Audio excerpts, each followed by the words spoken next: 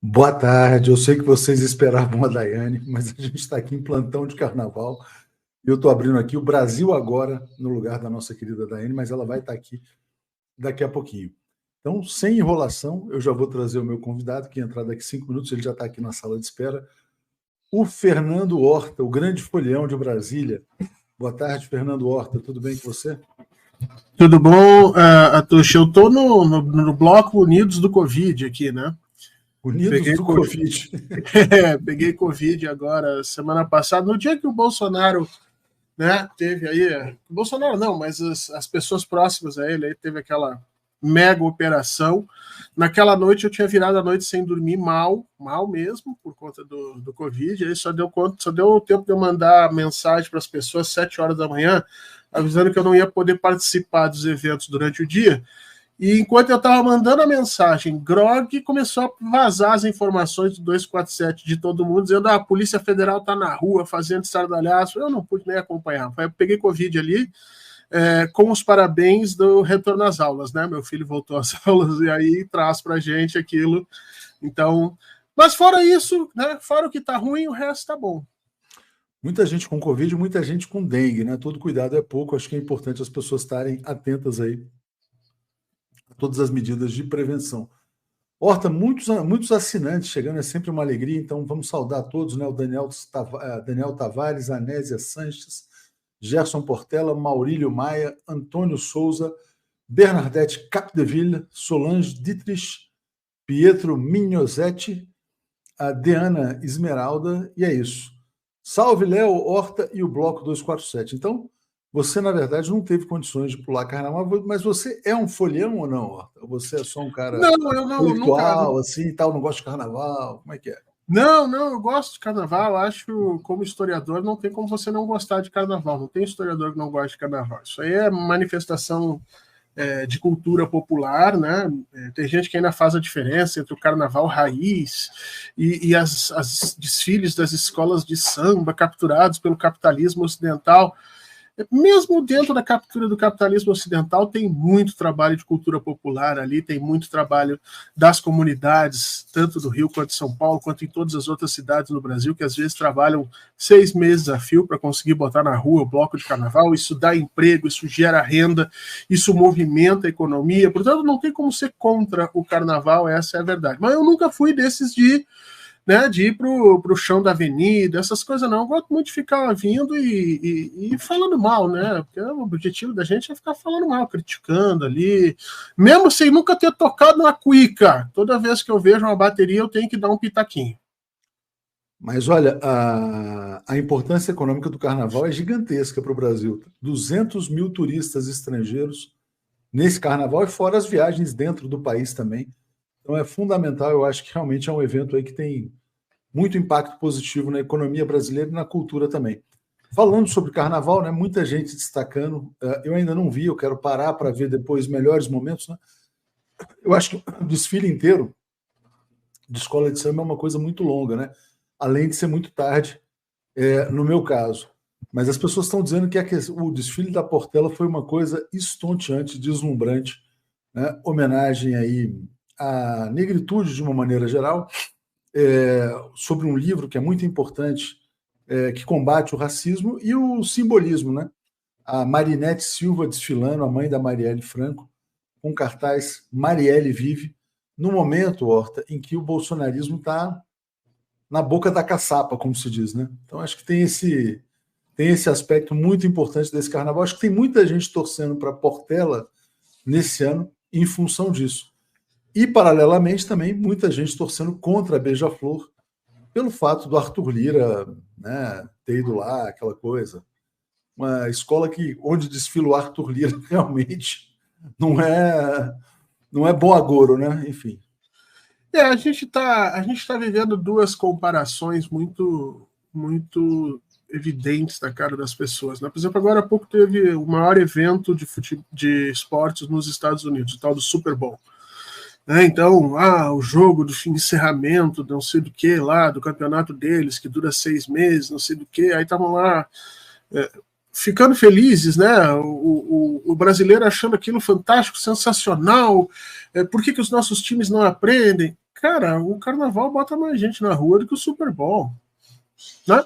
A gente às vezes esquece de ver como nós também produzimos os nossos fenômenos de massa e fica se comparando, às vezes até de uma forma até bem vira-lata mesmo, com outras situações. E o que deixa as pessoas, o que deixa as pessoas um pouco chateadas é o fato de que essa comparação ela sempre se dá em cima de cifras, de números, né? Então, quanto o Super Bowl arrecada, quanto o Carnaval arrecadou, qual é o ingresso médio do Carnaval, Se tudo no mundo fosse medido por dinheiro, nós estávamos mal, né? E é isso que as pessoas estão reclamando da questão do desfile do Arthur Lira, porque foi liberado uma verba bem grande para a escola de samba, homenagear, se não me engano, Maceió, né? A cidade de Maceió. Isso. Cidade de Maceió que deveria ser homenageada por todos nós, assim como todas as grandes capitais brasileiras têm a sua história de luta, tem a sua... Não tem problema nenhum. O problema é quando essa homenagem ela é feita por designação de verba, né?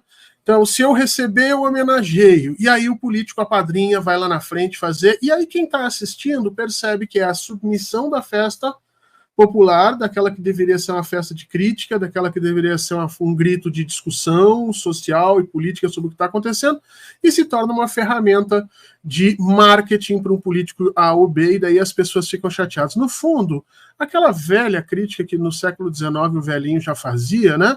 Que as coisas acabam se dobrando sempre ao preço do capital, é que hoje, em pleno século XXI, a gente começa a se dar conta de como ela pega a gente nas pequenas coisas, né? Numa escola de samba, na comparação entre dois eventos, a gente vai vendo ali que o peso de quem tem condições de liberar verba e dinheiro para fazer os seus interesses aparecerem continua sendo muito grande. Você está falando daquele velhinho barbudo, né? Daquele velhinho barbudo, exatamente. Conhece? Não aquele? É o Papai Noel, né? Não, é parecido, mas não é o Papai Noel. O problema é que hoje em dia, se a gente fala, vai ser acusado de comunista. Aí eu prefiro, né? É isso, ó. Anderson Jesus, o inelegível parece que vai entregar um monte de fotos de golpista na bandeja para Alexandre de Moraes. A gente já vai chegar, então, Horta, daqui a pouco, na convocação, no toque do berrante para que a boiada compareça à Avenida Paulista no dia 25 de janeiro. Eu vi que você ficou preocupado com isso, mas antes vamos falar da operação Hora da Verdade, que a nossa live da semana passada foi antes da Hora da Verdade. Acho que a gente falou na terça, a Hora da Verdade deve ter sido na quarta-feira, talvez. Isso. Acho que foi quarta. Exatamente. Isso. O que você achou da operação do Xandão para cima da bandidagem aí, ó? Aqui em Brasília, na segunda-feira, eu faço um programa com a Thalita, e na segunda-feira já estava rolando aqui em Brasília que a Polícia Federal não ia esperar o Carnaval para agir. E aí a Thalita me perguntou, qual é a boa da semana, Fernando? E eu disse para ela, eu digo, olha, vamos ficar de olho aí, porque a Polícia Federal parece que vai agir. Eu tinha ouvido um zoom sobre esses nomes, né? Que a Polícia Federal dá esses nomes super estranhos para as operações. Então aqui em Brasília já estava rolando um zoom disso. E eu falei no ar isso, depois a Thalita me mandou mensagem, Fernando, você acertou, não sei o que. Pura Thalita só de ouvir, PVT, né? Você disse? E aí assim... eu fiquei chocado porque realmente era um zoom aqui em Brasília, mas eu não estava acreditando. Eu achei que não ia ser uma coisa deste tamanho naquele momento, né? Porque quando você mexe com os generais, e essa é que foi a grande sacada, né? Porque a operação não foi em cima dos bagrinhos, que nem diz o presidente Lula.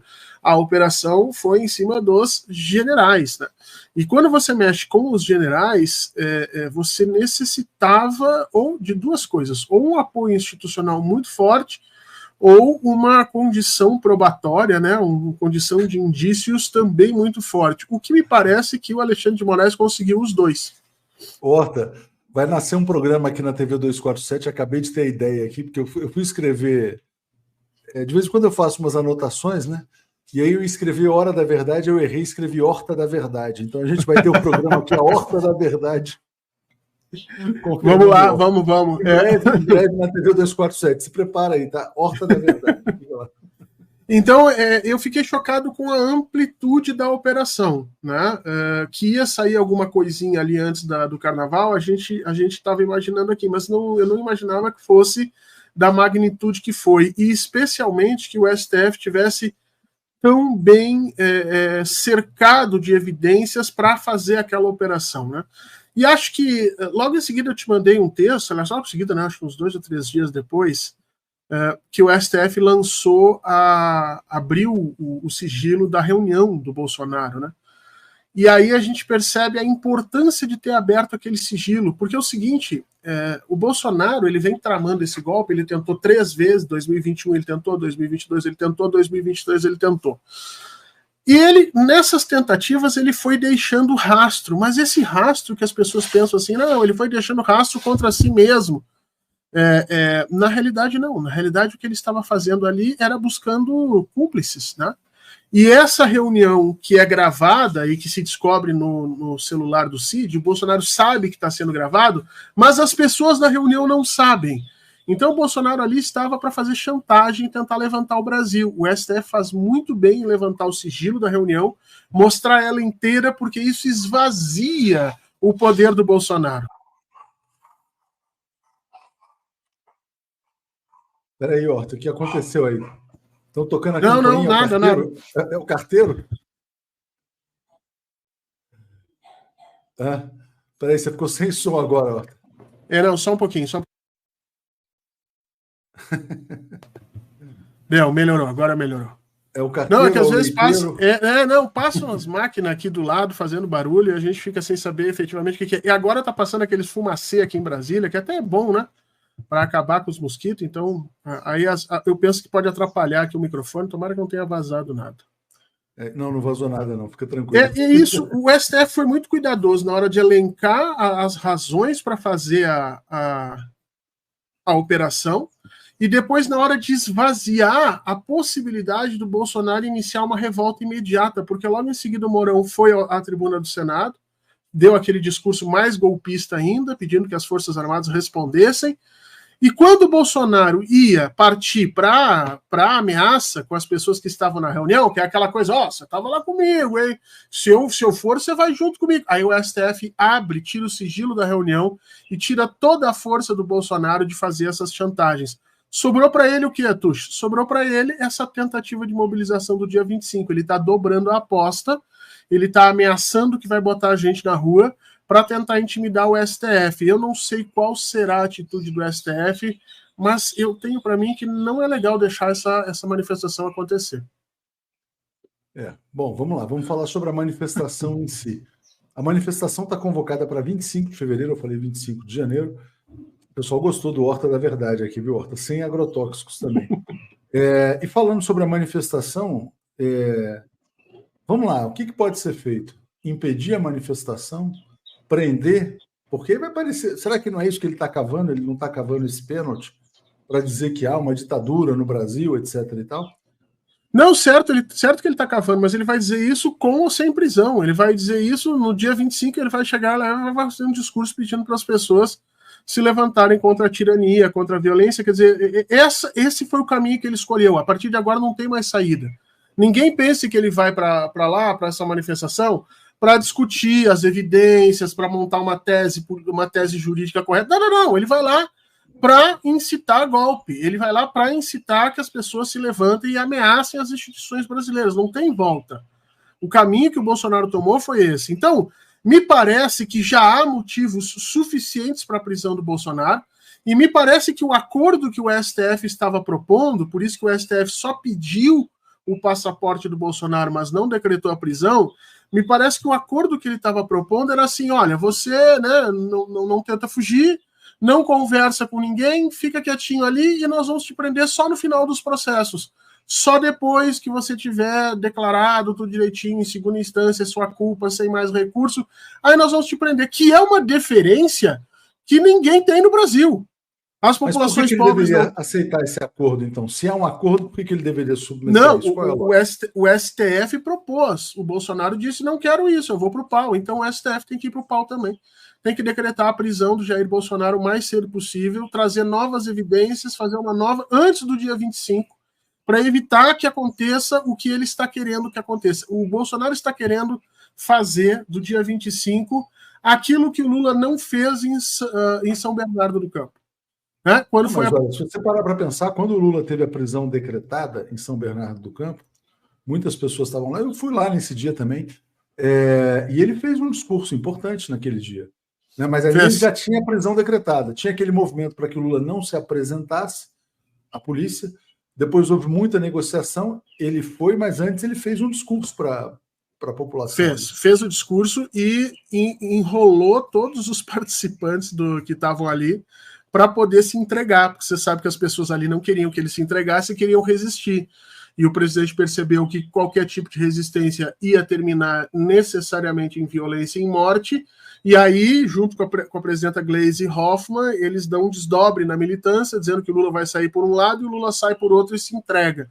Eu tenho gente que até hoje está indignada com a presidenta Gleisi Hoffmann, porque acha que a presidenta é que entregou o Lula. Não, na realidade, foi uma escolha cônscia do presidente de não promover violência naquele momento. Essa mesma escolha vai ser dada a Jair Bolsonaro no dia 25, se as pessoas deixarem acontecer. Será que ele vai escolher efetivamente se dobrar as instituições e aceitar, como o presidente Lula fez, mesmo sabendo, o presidente Lula sabendo que era inocente e o Bolsonaro sabendo que é culpado? Porque essa é uma diferença muito grande. O Bolsonaro sabe que se a justiça continuar, ele vai para a cadeia. O presidente Lula sabia que se a justiça funcionasse, ele saía da cadeia. Será que o Bolsonaro vai ter a mesma atitude? Vai chegar lá e vai dizer, não, olha, gente, eu não vim aqui tensionar com ninguém, nem nada. Eu acho que não. Eu acho que o dia 25, o objetivo dele é ameaçar as instituições e acho muito perigoso que o STF permita que isso aconteça. Chega de mamata para o Bolsonaro, diz aqui a Raquel Panseri. Agora, Horta, vamos lá. Ele vai ser preso de qualquer maneira, ou antes ou depois. Né? Ele ser preso antes da manifestação não reforça os argumentos dele? De que haveria, então, uma perseguição? Porque qual que é o problema dele se manifestar? Né? Não, se ele está dizendo que vai ser uma manifestação, se não for pacífico, se tiver baderna, aí ele vira, na verdade, alguém que incita, de fato, a desordem pública. Mas se for lá uma manifestação ordeira, pacífica, todo mundo de camisa amarela, ele não fala contra o Supremo, ele só fala que está sendo perseguido. Não existe manifestação ordeira e pacífica de fascistas, né? Essa é a primeira coisa. Eu concordo com você, mas assim, se você prende antes, você vai reforçar o argumento da perseguição. Mas é que eu estou dizendo, esse argumento, para nós, ele é inválido, para o lado de lá, ele já é válido, independente ao que aconteça. Saiu uma pesquisa logo depois, 42% da população brasileira está achando que o Bolsonaro está sendo perseguido. Isso significa... A pesquisa tem problemas metodológicos? Tem, eu reconheço. Pesquisas feitas em internet são problemáticas e tudo mais, mas ela é um indicativo importante, ela é um indicativo que nós não fizemos o nosso trabalho, né? Que nós não fizemos o trabalho de comunicação, de abrir a concha cognitiva dessas pessoas para permitir que novos ares entrem lá dentro e essas pessoas se deem conta, né, da bobagem que fizeram. Então, eu acho que a gente ficar evitando determinadas ações para não entornar o caldo, sem perceber que esse caldo já entornou, eu acho que é dar espaço e chance para o Bolsonaro ter ainda movimentos que podem ser, sim, disruptivos de novo, porque vamos lembrar que dessa vez não é só o Bolsonaro que está imbricado, você tem Bolsonaro e você tem 4 ou 5 generais de alto escalão, generais que durante muitos anos mandaram nas Forças Armadas brasileiras, que estão nesse momento sob a alça de mira da justiça brasileira, como talvez nunca antes na história desse país. Então, pode haver manifestações que redundem em algum descompasso com a ordem institucional brasileira, que está nesse momento fragilizada assim. Eu acho muito perigoso a gente permitir a Jair Bolsonaro essa manifestação. Eloneida fala, deixa essa conversa, vocês ficam dando desculpa, que medo é esse de prender esse bandido? Hello, né? Não, mas é que tem que ter medo sim, porque ele é uma figura política importante, né? A gente precisa tomar um certo cuidado, porque nesse nível que a gente está falando, você só consegue atingir essas figuras depois de retirar delas, descascar delas essa proteção institucional que elas têm. Correto. O Gabriel fala, Lula ganhou as eleições, mas o assunto continua sendo Bolsonaro. Por quê? Porque é preciso virar essa página, né, Horta? É preciso enterrar essa situação que começa, na minha opinião, em junho de 2013. Junho de 2013 você já tem lá militares agindo naquelas manifestações, policiais, P2, Kids pretos, toda essa baderna para derrubar o governo da Dilma, depois prender o Lula, fazer a Lava Jato e trazer os militares de volta ao poder. Esse processo se esgota agora em 2024, 11 anos depois. Enquanto essa página não for virada, o Brasil não retoma a sua normalidade. O que é a normalidade do Brasil? É um país que vai lá crescendo, atacando seus problemas econômicos, sociais. Se o Lula tiver tranquilidade para governar, né, eu digo nesses próximos 3 anos e depois mais 4, 7 anos de governo, o Brasil vai ser um país completamente diferente. As pessoas não vão se dar conta do que será o Brasil em 2030, Horta, depois do 4º mandato do presidente Lula. Aí o Horta está falando, pô, esse cara é otimista, né? Esse cara. Mas eu acho que o Lula vai ficar até 2030 na presidência. Não, eu estava vendo aqui, porque sempre tem os bolsonaristas que nos assistem, né? Aí você fala isso, não, o Lula tem que terminar o mandato, na cabeça deles é 2026. Aí você emenda e larga em 2030 e eles se desesperam, entendeu? Mas é isso mesmo, é para sentir o desespero. Já está diferente, o Brasil de hoje é muito diferente do Brasil que o Bolsonaro deixou, eu acho que isso não é o espaço que nós queremos, a diferença não é para o lado em que nós queríamos, na velocidade que nós queríamos, mas é indiscutível que para uma parte significativa da população a diferença já é palpável, já está dentro do seu estômago, está dentro da sua conta bancária, estão conseguindo trabalho. Então, mais 6, 7 anos disso, sem rupturas institucionais, e talvez a gente consiga retomar aquele ponto que nós estávamos quando o golpe acontece lá em 2013, no não vai ter Copa, né, aquelas coisas todas. Aliás, uma coisa que me chamou a atenção de um amigo meu, né? A gente não quer anistia, a gente está aqui, não, sem anistia e tal, para golpista, mas a gente está falando do golpe de 2023. Nós não estamos falando dos golpistas de 2016, né?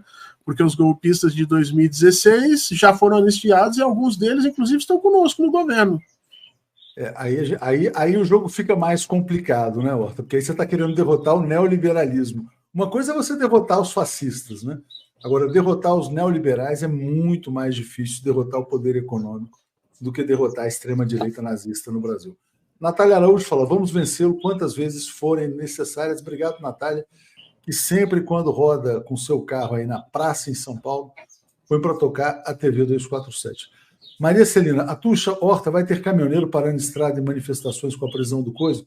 Eu não creio, viu, Horta? Porque eu acho o seguinte, quer dizer, essas pessoas, para fazerem isso, elas têm que sentir que elas estão empoderadas, que elas têm costas quentes. Quando eles sentirem o seguinte, quer dizer, se parar a estrada, vai em cana, eu não acho que vai ter um cara do agro que vai ser louco de fazer isso. Até porque o agro está indo bem com o governo Lula também, não tem do que reclamar. Mas não creio, não vejo nenhum tipo de capacidade de organização fora do poder para esse tipo de baderna. Eu tenho minhas dúvidas, viu, Tuxa? Eu tenho minhas dúvidas, eu não sei ainda qual é o nível de submissão que essa gente tem ao bolsonarismo, tá?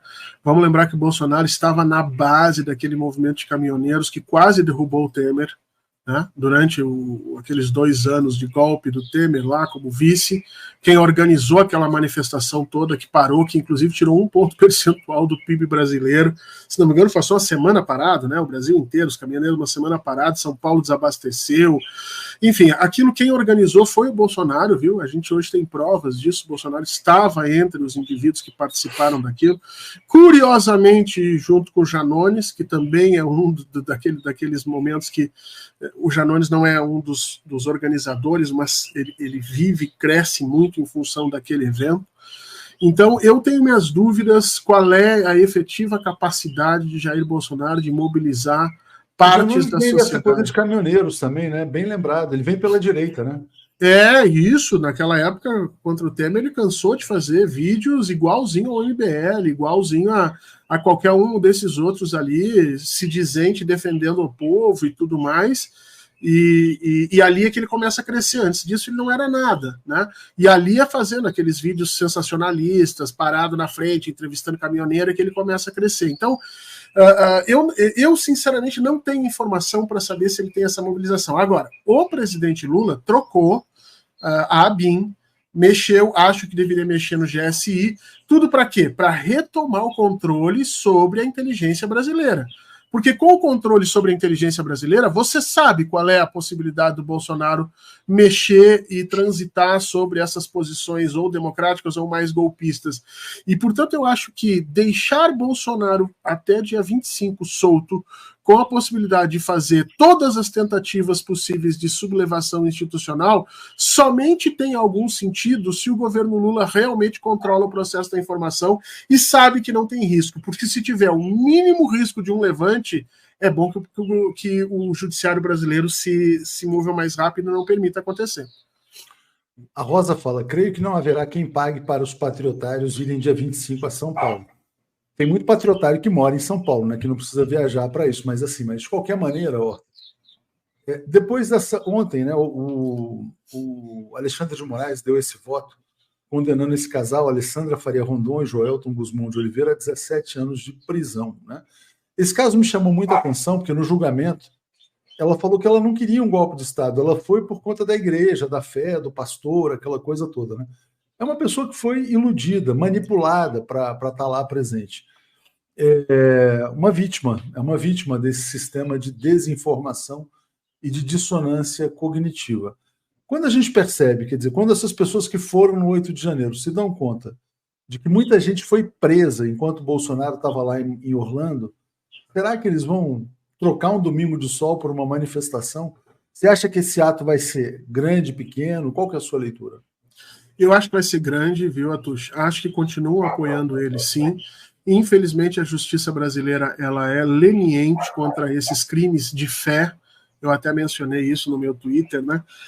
Se a gente for parar para pensar, a quantidade de dinheiro que alguns influencers aí, coaches, pastores fazem, é tudo em cima da mesma coisa, é enganando os outros a partir de pequenos recortes de informação que eles têm mais contato ou mais facilidade de usar, enganando as pessoas que não têm, tirando o dinheiro delas, em todos os países da Europa, em todos os países já com nível de história, de compreensão histórica do seu passado mais elevado, isso tudo é proibido, mas aqui no Brasil ainda se permite isso acontecer. Então, sim, essas pessoas estão indo lá e dizendo, eu não queria um golpe, eu estou aqui por conta da igreja, elas estão gritando para a justiça brasileira, dizendo, olha, essas igrejas nos fazem mal, nós temos casos de pessoas que entregam tudo para a igreja, depois vão lá processar desesperadamente, não conseguem reaver os bens. Agora, vai um pai de santo fazer um serviço de 4 pés, pedir R$1.000 para alguém e depois essa pessoa entrar na justiça e dizer que foi enganada para ver se o juiz não faz o pai de santo devolver. Existe essa questão, sim, de proteção desses golpistas religiosos, desses golpistas da fé, desses golpistas de coach no Brasil, e que mostram que a nossa sociedade ainda é tremendamente manipulável, né? Por isso eu acho que vamos ter uma manifestação grande, especialmente porque está rolando por aí que essa é uma manifestação paga e patrocinada pelo Silas Malafaia, que parece que já botou a mão no bolso para que a coisa aconteça. Mala cheia, então, né? Vamos lá. Vamos lá aqui, ó. A manifestação contra o STF será paga por Silas Malafaia, ele contratou o trio elétrico. Eu te pergunto, Horta, não está na hora de começar a prender esses empresários, não? Esses empresários da fé alheia? Quer dizer, será que falta coragem para prender pastor? Como é que é isso? Falta porque coragem. Se o Bolsonaro vai preso, a gente vê lá, olha só, desculpa, você tem assim, o golpe de Estado, o núcleo militar, o núcleo empresarial, o núcleo isso. Não está faltando nessa denúncia o núcleo evangélico? Tá sim, Atushi. Quem viu as eleições de 2023 agora sabe que toda a igreja evangélica no Brasil virou partido político. No Brasil, eles cometeram crimes políticos em sequência. Antes da eleição, teve igreja que mandou os fiéis irem dormir, acampar dentro da igreja. De manhã, deu café da manhã para todo mundo e levou todo mundo para votar. E isso é crime. Nós nunca mexemos com isso. Foi isso que eu falei aqui. A nossa justiça é leniente contra esses golpes da fé. E aí você tem a fé, os pastores, você tem os coaches, você tem o empreendedorismo, você tem educação financeira, tudo é o mesmo crime, é a mesma coisa, é fazendo as pessoas acreditarem que existem saídas simples para problemas estruturais e que a saída passa sempre pelos conhecimentos do indivíduo que está ali se oferecendo para isso. Não, a justiça brasileira já há muito tempo deveria ter implementado situações e penas mais fortes contra charlatanismo. Se nós tivéssemos feito isso, os médicos não estariam receitando cloroquina, nós não teríamos membros do Ministério Público em conluio com transparências internacionais se vendendo como super-heróis da igualdade, da justiça, e nós não teríamos esse tipo de dupla como Bolsonaro e Malafaia há tanto tempo atazanando a vida da democracia brasileira. Exatamente. Também concordo com você. E concordo com a Rita Wayne. Ela fala: não se trata de prender pastor, honesto ou não, se trata de denunciar Malafaia por incitação ao golpe, né? Eu fico também pensando nesse dia, sabe? E Malafaia, na verdade, assim, sempre despertou a minha atenção, porque o meu pai já é falecido, morreu já há alguns anos, Horta. Ele sempre falava, não é possível, não é possível que tenha gente que acredite nesse cara. Eu estou falando de coisa de 30, 40 anos atrás. Não, porque é tão picareta, é tão explicitamente picareta, quer dizer, e as pessoas caírem na lábia de um cara desse, é realmente uma prova da A gente, fragilidade. na história, a gente descobre o seguinte, Atush, quando as condições materiais das pessoas caem abaixo da condição de sobrevivência, a única forma de encarar a vida é tendo fé em alguma coisa maior. E esses indivíduos, eles fazem esse elo, eles mentem para as pessoas que essa fé vem por intermédio deles, e a partir daí, quanto mais desespero econômico for gerado, mais eles vão se tornar importantes, mais eles vão se tornar centrais para a capacidade das pessoas de resistirem àquilo que está acontecendo.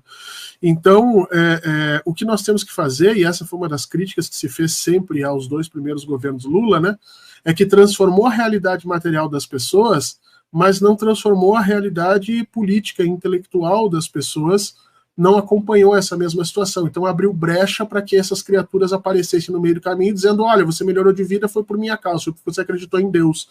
E a gente tem que tomar um certo cuidado, porque se a gente fizer isso de novo de forma acrítica, nós vamos ter o mesmo resultado, nós vamos criar mais Malafaias e essa situação vai se perdurar. E aí, Atushi, daqui a 10 anos, talvez a gente não tenha Luiz Inácio Lula da Silva para ganhar uma eleição como ganhou no ano passado. E aí, Horta, tem uma coisa engraçada, né, que o Estopa fala com frequência, porque esse tipo de empresa da fé é o melhor tipo de negócio. Porque se o consumidor consegue a mercadoria, maravilha, ele teve fé. Se ele não consegue, a culpa não é da empresa, não é do produto. É porque faltou fé do comprador, né? Quer dizer, ele paga, põe a grana, não conseguiu a graça, mas não teve fé suficiente, também vai reclamar do pastor? Vai reclamar do iogurte? Não pode reclamar, né? São as tautologias religiosas, que é uma das coisas que é uma das características nos países mais civilizados, vamos dizer assim, que é uma das características que pune o charlatanismo. Né? Porque o que é o charlatanismo? Não é só o mau uso. Charlatanismo é crime no Brasil, mas é um crime impune, né? Porque o que tem de charlatão aí. Porque os juízes não conseguem fechar o crime direitinho, não conseguem, como é que eles têm um termo jurídico para isso? Não conseguem positivar o crime de forma direitinha na lei. Nos países nórdicos é isso, é quando você usa tautologias como respostas de vida para justificar os seus ganhos econômicos. Então, você faz aqui a doação para Deus para você conseguir tal coisa. Eu não consegui. Bom, se não conseguiu, então você devolve a doação, né? Não conseguiu, mas aquela não foi suficiente. Deus está te provando, você precisa de um pouco mais de fé, então coloca o dobro. Então, isso é o charlatanismo que a gente começa a delimitar, que no Brasil não funciona, porque o Brasil tem uma longa tradição de charlatães, e olha, que vem do século XVI, XVII, funcionando aqui, parece que nós não mudamos nunca. Deixa eu engraçar. A gente está dizendo assim, Malafaia tem um dom sim, dom de enganar babaca. Com certeza, era isso que meu pai falava. O Gabriel Cavalcante fala, falem das coisas boas que estão acontecendo no governo do Lully. Eu acho que ele é bolsonarista, porque está chamando o Lula de Lully, é uma maneira de tirar sarro, né? Esqueçam o Bolsonaro. Ele tem muita coisa boa, viu, cara? O desemprego já caiu para 7%, uma das menores taxas aí desde 2014, a renda da população brasileira cresceu, o Brasil voltou a ser respeitado no mundo, os investimentos das montadoras estão voltando. E aí tem um ponto que esse é o grande ponto. Tem muitas pessoas, é normal, né? Se eu perguntar assim, Horta, a sua vida mudou radicalmente desde o governo Lula 3? Talvez não muito, né? A minha também não mudou radicalmente. Continuo fazendo as mesmas coisas, tal, mas o que acontece? Quer dizer, a gente percebe que no agregado melhorou. Então, às vezes a gente não consegue observar a mudança individual porque você é incapaz de olhar para o todo. O todo está melhorando. É só olhar para as estatísticas. Né? Esse é um ponto. Mas aí tem dificuldade.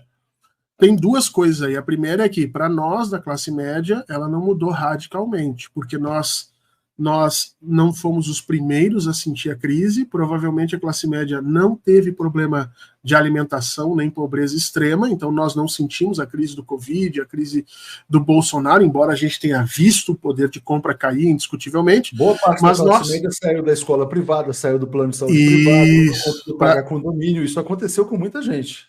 Claro, começou a entrar no cartão de crédito para fazer compra no supermercado. Então, assim, essas coisas nós vimos acontecer. Agora, nós, classe média, não fomos para a fome, não fomos, né, para o desespero. E quando a coisa começa a mudar, para nós também muda de forma mais lenta. Agora, a Tuxi, para uma parte significativa da população, que durante o governo Bolsonaro estava na fila do osso, a gente viu aquelas imagens.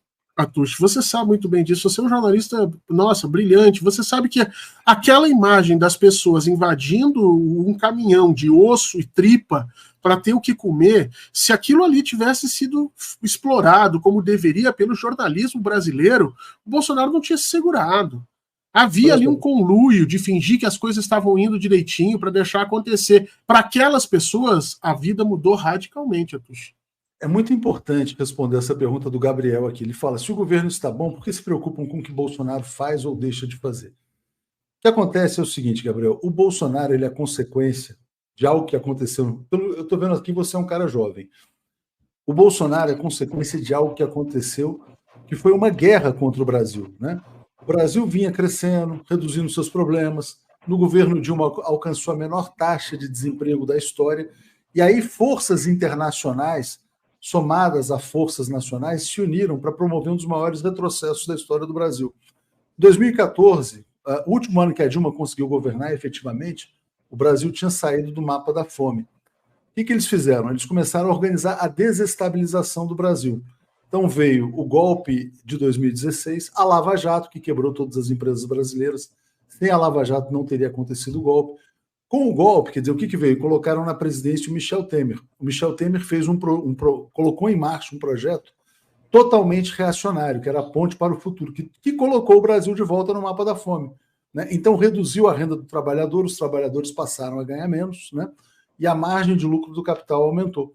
Então, na verdade, foi um projeto, quer dizer, o que aconteceu? Foi uma guerra dos ricos contra os mais pobres.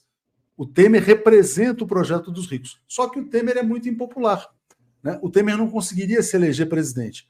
Então, a alternativa que restou foi eleger o Bolsonaro, porque o Bolsonaro ele se comunica com as massas por meio dessa questão dos valores, tal, de ser contra o aborto, contra as drogas, aquela coisa de reprimir a violência, etc. e tal. O Bolsonaro chegou à presidência para levar adiante o projeto de destruição nacional que vinha sendo tocado pelo Michel Temer. Eu diria até que o Bolsonaro foi menos pior do que o Temer na economia, principalmente porque houve a pandemia e o Bolsonaro, pressionado pelas condições e pela necessidade de se reeleger, ele elevou o auxílio emergencial a R$600. Acabou sendo uma coisa muito positiva, que atenuou, vamos dizer assim, essa crise no Brasil. Então, na verdade, não é questão, o problema não é a figura individual do Bolsonaro. O problema é outro. O problema é o seguinte, quer dizer, o Brasil voltou aos trilhos, o Brasil voltou a crescer, a gerar oportunidade, a gerar emprego, etc. e tal. O Bolsonaro ele é um representante de um projeto de destruição nacional, assim como era o Michel Temer. O Bolsonaro representa um projeto de entrega das riquezas nacionais, um projeto neoliberal no Brasil. Então, não é o indivíduo Bolsonaro, tá? Na verdade, é o que ele representa, assim como o que o Temer representava. A preocupação não é com ele. Agora, se ele incita, vamos dizer assim, uma baderna, uma confusão, um golpe de Estado, desestabilização, o Brasil passou 10 anos, cara, 10 anos de crise, sem voltar a entrar nesse trilho do desenvolvimento, de voltar a ser um país respeitado, que atrai investimento, etc. e tal. Agora que voltou, ele não pode ser desestabilizado novamente, né? Então é por isso que a gente se preocupa com o que está acontecendo. O Brasil não pode virar uma Argentina, né?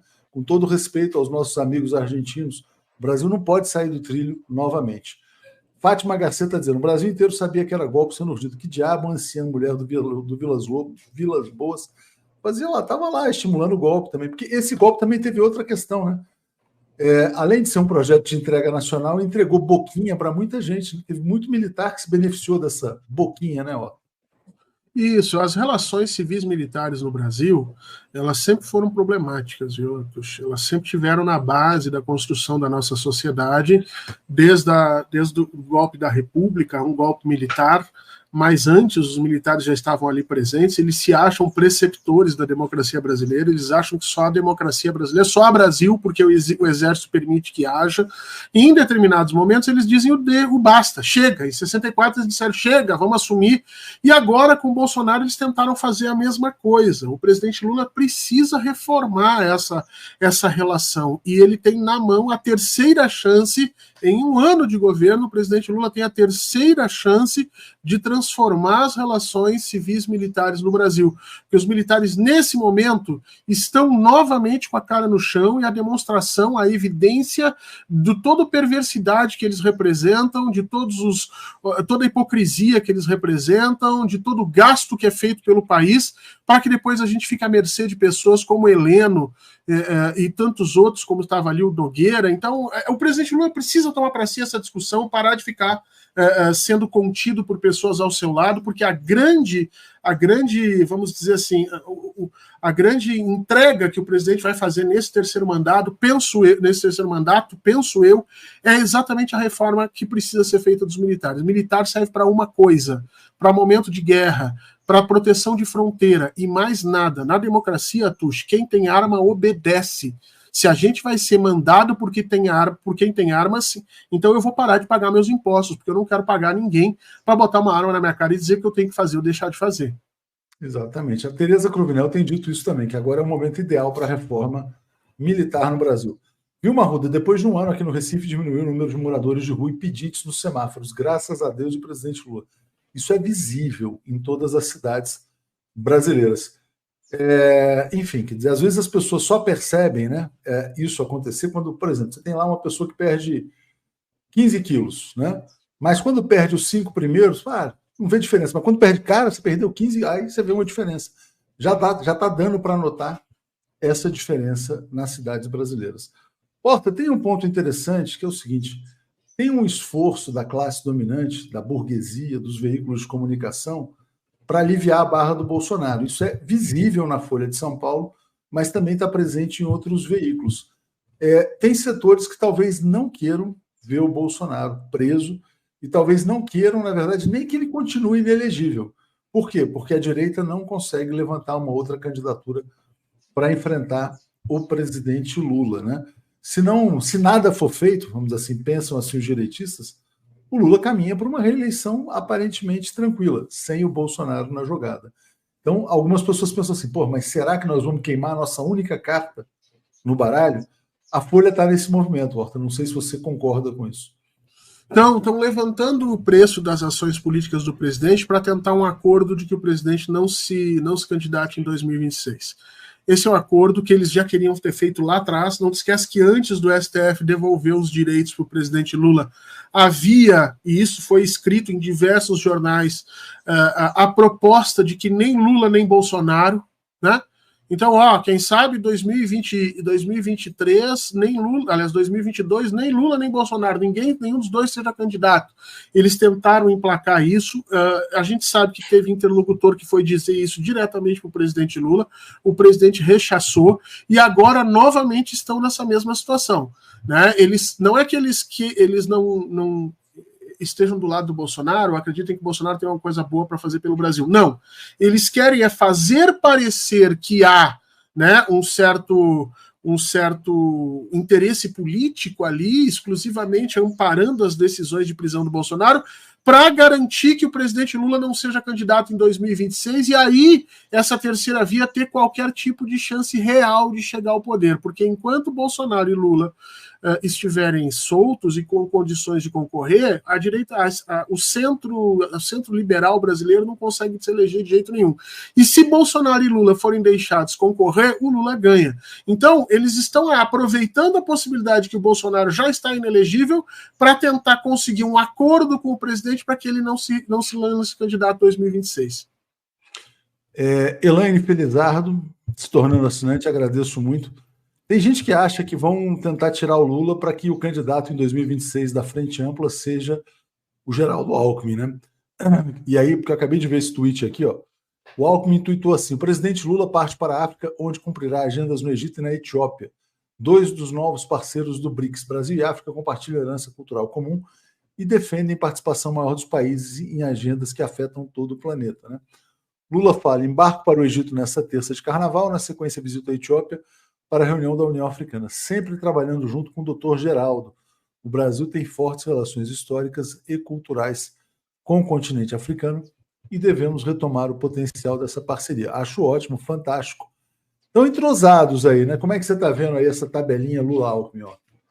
Pois é, eu, desde o primeiro momento que o Alckmin foi aventado como vice de Lula, eu fiz campanha para que não acontecesse. Chegou um momento que eu fui chamado, inclusive, por algumas lideranças do PT para me explicar que aquilo era uma coisa boa e tudo mais, né, para me perguntar qual era o meu grande problema com aquilo. E eu confesso que de todas as figuras que hoje orbitam o presidente Lula, as duas que eu achei que seriam as mais perversas para o governo têm se mostrado as mais úteis. E eu estou falando aqui de Alckmin e de Tebet. O Alckmin tem se mostrado uma figura completamente alinhada ao presidente Lula, não dando espaço sequer para ruídos, porque você sabe, né, Atucha, é muito fácil eu tomar uma posição republicana e chamar 2, 3 jornalistas em off e tacar porrada em cima disso.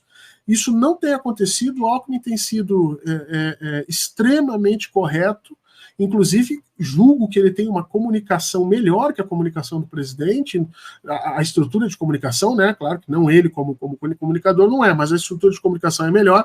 A Simone Tebet, todas as crises que tentaram colocar ela saiu dando aula de como gerenciar capital político. Na crise que quiseram começar com o Postman, ela e o presidente Lula, ela saiu por cima, amparando o presidente Lula e sendo amparada por ele. Foi uma coisa impressionante. Agora, saiu hoje a informação de que o Haddad já saiu dando porrada no plano de industrialização que é capitaneado pelo Alckmin. Quer dizer, o Haddad hoje deu uma entrevista que é uma rasteira no próprio governo. Ele deu a entrevista, não, desculpa, ele fez uma fala num evento do BTG Pactual, dizendo que o que tinha sido apresentado ali no plano de industrialização era nada mais, nada menos do que as medidas empacotadas novamente. Uma rasteira horrorosa. Eu te passo o link aqui, se você quiser. Não tinha visto a fala dele, não. É horrível a fala dele. A fala dele é algo próximo ao passapé.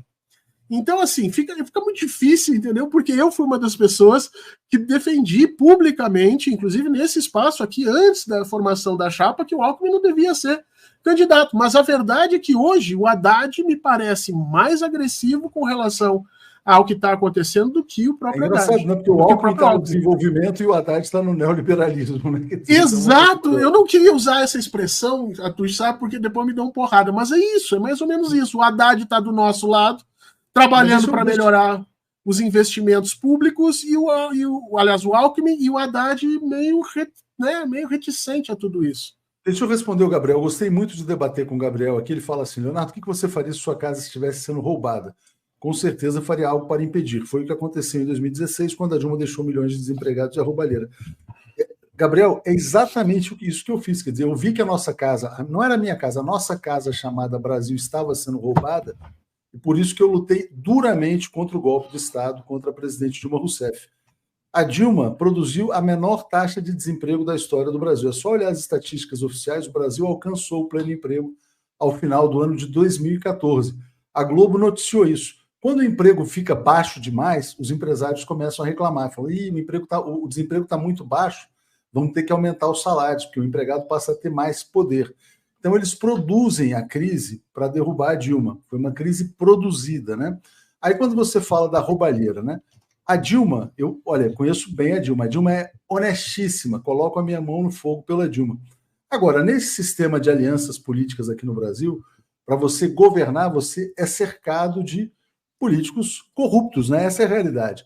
A Dilma tinha como vice o Michel Temer, né? A Dilma tinha que lidar com Moreira Franco, Gedel Vieira Lima, essa turma aí.